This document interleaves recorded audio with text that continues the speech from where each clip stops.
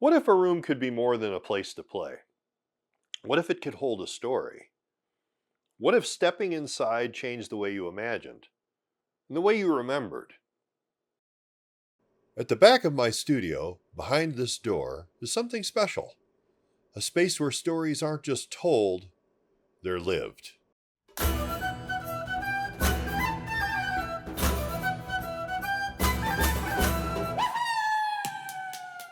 Welcome to Pernicky Ricks, the ultimate guide to crafting spaces that don't just tell stories, they immerse you in them. Visionary architect Daniel Burnham once said, "Make no little plans. They have no magic to stir men's blood." It's a bold statement and a fitting place to begin, because whenever people see this room, they ask the same question. Why? Why spend years building a space like this? Why pour so much into the walls, the lighting, the sound, and the smallest details? There's a reason. Today I want to share it.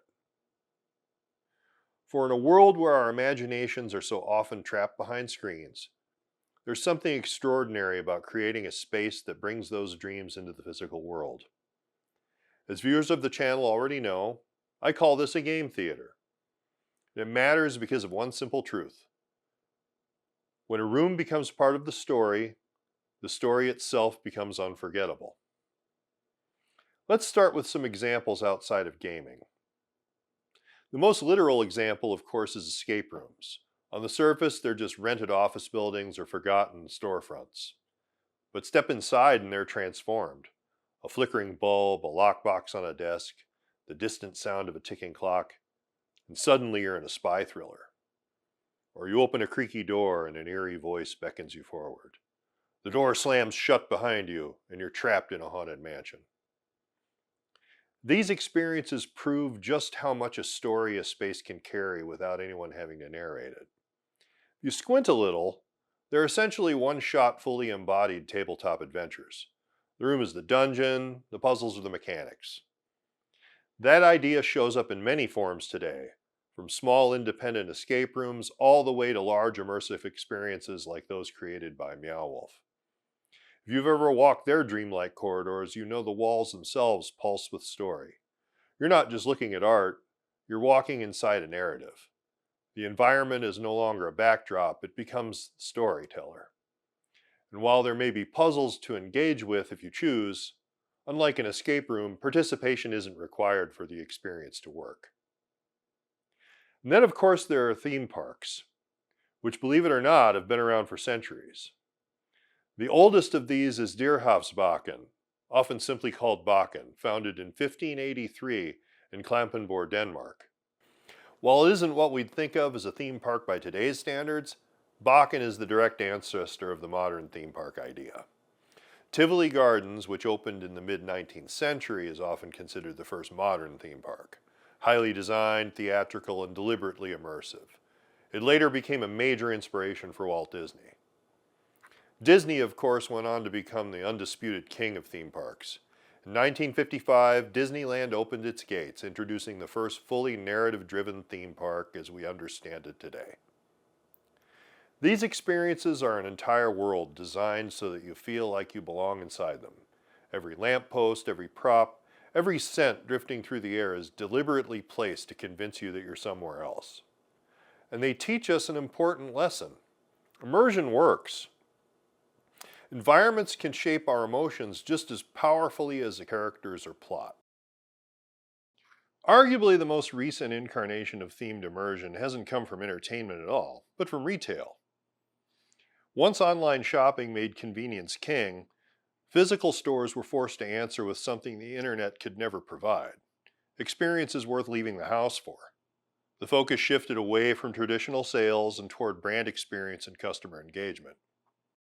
Think about an Apple store. These aren't just shops, they're temples of glass and light where every device is laid out like a relic you're invited to touch. Or consider the Nike House of Innovation stores.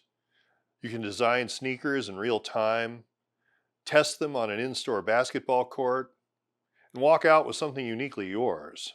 Along the way, installations, holographic displays, and massive screens immerse you in athlete stories and product concepts. Shopping becomes an adventure, not an errand. Then there are experiences like Balenciaga or Zachmusa's surreal pop-ups, or even Gucci Gardens, which is not only a museum and exhibition space, but a boutique and a restaurant as well. These all feel less like retail and more like you're stepping inside a modern art exhibit, where you're not just browsing, you're inside a statement.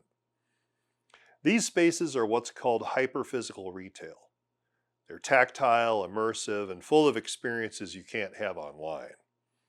They invite you to linger, to connect, and to feel.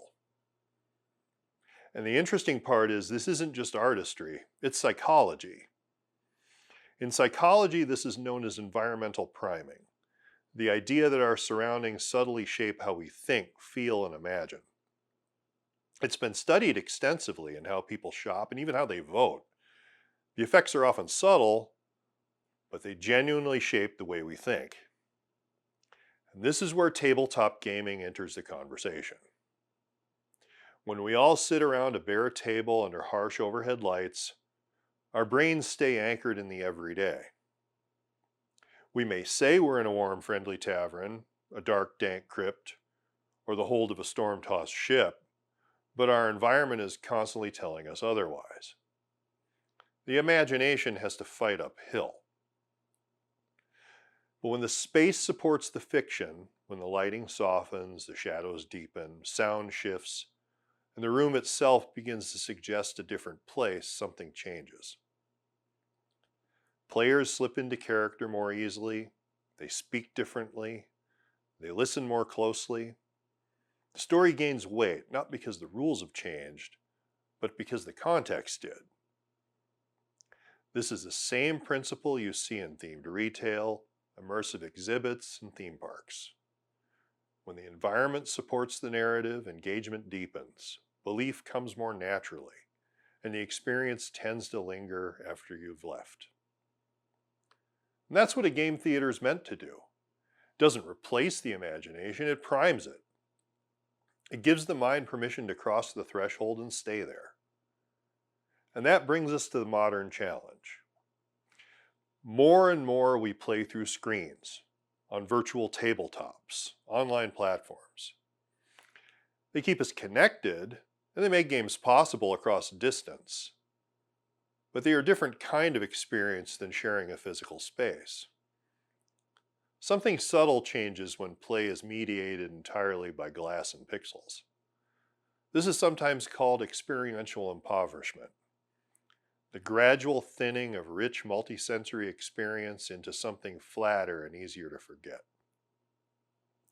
When everything is reduced to audio, video, and mouse clicks, the mind has less to hold on to. Online play is convenient, but it's lighter. You don't feel the weight of the table beneath your arms or the presence of the other people sharing the same room. You don't catch side glances, fidgeting hands, or the moment when everyone leans forward at once because something just happened. There's no shared silence, no lingering tension in the air, no ritual to arriving or leaving. Instead, you log in, you transact, you log out. And while those games can still be fun, sometimes very fun, they live differently in memory. Moments in physical space tend to cling to us. They occupy a place as well as a time. Efficiency has its place, but meaning often lives in friction and presence, in being somewhere together where experience cannot be paused, muted, or minimized. A game theater simply leans into that, creating a space where the story has a place to happen, not just a place to be described. That's why I built this place. Not just to play, but to connect, to give us a reason to step away from our screens and meet in person. Every detail here becomes part of the tale we tell together, and part of the tale becomes the space. When a room supports the story endures. And that brings me back to Daniel Burnham. Make no little plans, they have no magic to stir men's blood. I encourage you to make big plans, stir your players' blood. A bare table and a glowing screen are enough to play the game, but they'll never stir the blood the way a living, breathing space can. I'd like to give a special thanks to Steve Grabowski at the Spectacle Emporium in Laramie, Wyoming. Steve fitted my new spectacles with my updated prescription when no one else would help. He did an amazing job. I truly appreciate his fine work. I'd also like to give a shout out to 13th Floor Creations, Many Moons Emporium, and Arm Street for the new jewelry. None of these are paid endorsements, just recognition from a satisfied customer. All the information for these fine establishments can be found in the show notes below. I'd also like to thank you for joining me today. If you've enjoyed this, please like, subscribe, and hit the bell icon to stay updated on future episodes. Your support helps the channel grow and keeps the ideas flowing. And be sure to share the channel with your friends. So until next time, keep dreaming big, and may your stories always have the spaces they deserve.